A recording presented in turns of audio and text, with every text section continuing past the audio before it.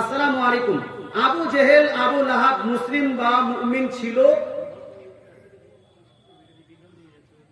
এটা কি লিখেছে? ছিলেন, অর্থাৎ আবু জেহেল আর আবু লাহাব কি মুসলমান ছিলেন? আস্তাগফিরুল্লাহ রাব্বিল কুল্লি যামনি ওয়া আতুবু ইলাইহি। এই প্রশ্নটা করাটাও জায়েজ নয়। কথা বুঝতে পারছেন? এই প্রশ্ন করাও সন্দেহ করতে হবে। নবীজির উম্মতির মধ্যে সব থেকে বড় কাফির হলো আবু জেহেল। সব থেকে বড় কাফির কে? আবু জেহেল। তারপরে বড় কাফির কে? আবু লাহাব।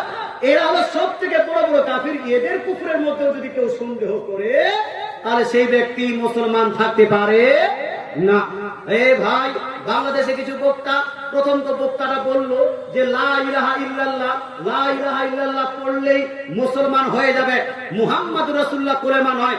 একজন তো বলল লা ইলাহা ইল্লাল্লাহর পাশাপাশি মুহাম্মাদুর রাসূলুল্লাহ যদি বলে শিরক হয়ে যাবে আকরামুজ জামা। এরপরে আসলো আব্দুর রাজ্জাক বিন ইউসুফ। আব্দুর রাজ্জাক বিন ইউসুফ বলছে 6 মাস যাবত আমি খোঁজাখুঁজি করার পরেও লা ইলাহা ইল্লাল্লাহ মুহাম্মাদুর রাসূলুল্লাহ পেলাম না, লা ইলাহা ইল্লাল্লাহ পেলাম, লা ইলাহা ইল্লাল্লাহ পেলাম।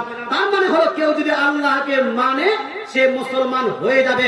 আব্দুর রাজ্জাক বিন ইউসুফের কথা মোতাবেক মুসলমান। এবার আব্দুর রাজ্জাক বিন ইউসুফের কোথায়? তার ছেলে আব্দুল্লাহ বিন আব্দুর রাজ্জাক মদিনা ইউনিভার্সিটি থেকে পড়ে এসে ভাবলো এখন একটা বড় কিছু করতে হবে। বাপ ফতোয়া দিয়েছিল 6 বছর 10 বছর আগে। ওই ফতোয়ার সাহারা নিয়ে যে আমার বাপ তো বলে দিয়েছে লা ইলাহা ইল্লাল্লাহ বললে শুধু আল্লাহকে মানলে মুসলমান হয়ে যায়। এই জন্য ওই বাপের ফতোয়া কে সাহারা বানিয়ে আব্দুল্লাহ বিন আব্দুর রাজ্জাক বিন ইউসুফ এবার বলছে যে আবু জেহেল আমাদের মতো মুসলমান ছিল, আবু লাহাব আমাদের মতো মুসলমান ছিল। আপনি বিশ্বাস করেন বা না করেন, মুসলমান আপনাকে বলতে চাই যেহেতু বাপ বলেছে আল্লাহকে মানলেই মুসলমান। আর দলিল দিচ্ছে কি? দলিল দিচ্ছে আবু জেহেল যখন বদর যুদ্ধে যাচ্ছিল সেই সময় কাবা গৃহের পাশে গিয়ে কাবা গৃহের আপনার গেলাফ ধরে বলছে আল্লাহ আল্লাহ যে সত্য তাকে তুমি বিজয় দান করো, যে সত্য সে তাকে তুমি বিজয় দান করো। তা আবু জেহেল আল্লাহকে মানলো কি মানলো না? তার দলিল বলছি আমি। আবু জেহেল আল্লাহকে মানলো কি মানলো না? আবু জেহেল যেহেতু আল্লাহকে মানলো সেহেতু সেও আমার মতো মুসলমান ছিল। আমি বলবো ভাই, আবু জেহেল আহলে হাদিসের মতো মুসলমান হতে পারে।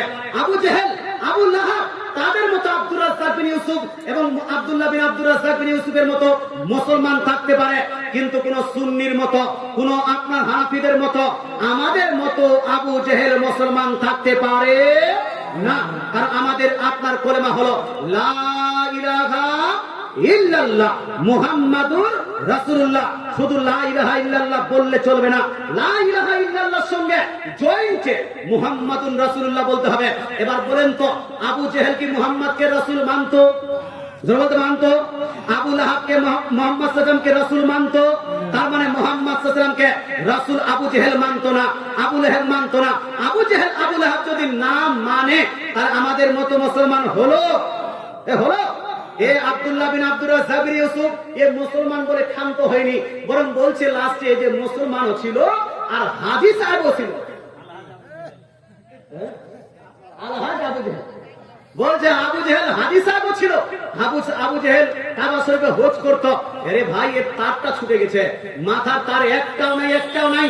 বলুন তো ভাই, ইসলামের আগে নবীজির শরীয়তটাকে প্রচার করার আগে এই হজ করা হতো না তোয়াফ করা হতো? কোনটা?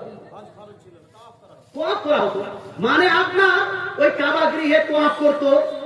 আপনার যারা তখনকার মুশরিকরা ছিল তোয়াফ করতো, উযু নাই। কেউ কেউ তোয়াফ করতো নাঙ্গা হয়। কি বললাম?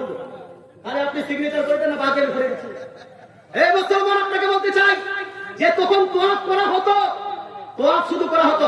কেউ লেংটা হয়ে তোয়াফ করছে মুসলমান। আচ্ছা বলুন তো, কাবা গৃহে কেউ যদি শুধু তোয়াফ করে হজ হয়ে যাবে? হজ হবে? হজ করতে গেলে এই মুসলমান কুরবানি করা লাগবে। হজের জন্য উকুফে মুজদালিফা লাগবে, উকুফে আরাফা লাগবে, তাওয়াফে জিয়ারত লাগবে, সাই ভাই আপনার বাইনা সাফা ওয়াল মারওয়া লাগবে। এই সমস্ত আপনি এদের এই সমস্ত জিনিস যারা করবে তাকে বলা হয় হাজী। তাকে বলা হয় কি? এই ধরনের তাকে বলা হয় কি? হাজী।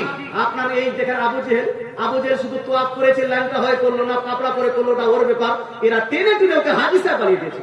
আচ্ছা বলুন তো, যে উমরা করতে যাচ্ছে, উমরা করে আসছে, সাফা মারওয়া সাই করলো আর কাবা শরীফে যারা তোয়াফ করলো, কাবা শরীফে তোয়াফ করলো, উমরা করলো, হুজুর উমরা করাকে হাজি বলা যাবে? উমরা করাকে হাজি বলা যাবে না? হজ আলাদা, উমরা আলাদা। যারা হজ করবে তাকে রাসূলুল্লাহ বলেছেন হাজি। তাকে বলেছেন রাসূলুল্লাহ কি? হাজি। আর যারা উমরা করবে তাকে রাসূলুল্লাহ কি বলেছেন? তাকে কি বলেছেন বলুন না? এই যা নামটা খুব কষ্ট করতো, এই যে মুখস্থ রাখেনি। হ্যাঁ, যারা উমরা করবে তাকে রাসূলুল্লাহ বলেছেন মুতামির। তাকে কি বলেছেন? মুতামির। যারা উমরা করবে তাকে রাসূলুল্লাহ বলেছেন মুতামির। যারা হজ পালন করবে তাকে বলা হবে হাজি। মুসলমান আবু জেহেল শুধু তোয়াফ করেছে, আবু জেহেলকে হাজি তো দূরের কথা, মুতামির পর্যন্ত আপনি বলতে পারবেন না। কারণ মুতামির হাজি হওয়ার জন্য ইহরাম লাগে, আপনার হাজি হওয়ার জন্য উকুফে আরফা লাগবে, উকুফে মুজদালিফা লাগবে, আপনার শয়তানকে কানকর মারা লাগবে, তারপরে আপনার কুরবানি করা লাগবে, আপনার তাওয়াফি জিয়ারত লাগবে, সাই বাইনা সাফা ওয়াল মারওয়া লাগবে, ইত্যাদি ইত্যাদি কাজ করবে। এগুলা হাজ তো তখনকার মুশরিকরা করতো না। আল্লাহ তাআলা আপনার বুঝার তৌফিক দান করুক, আমল করার তৌফিক দান করুক। যেই ব্যক্তি আবু জেহেলকে, আবু লাহাবকে মুসলমান বলবে, এই ব্যক্তি মুসলমান থাকবে না। স্পষ্ট কথা, স্পষ্ট কথা।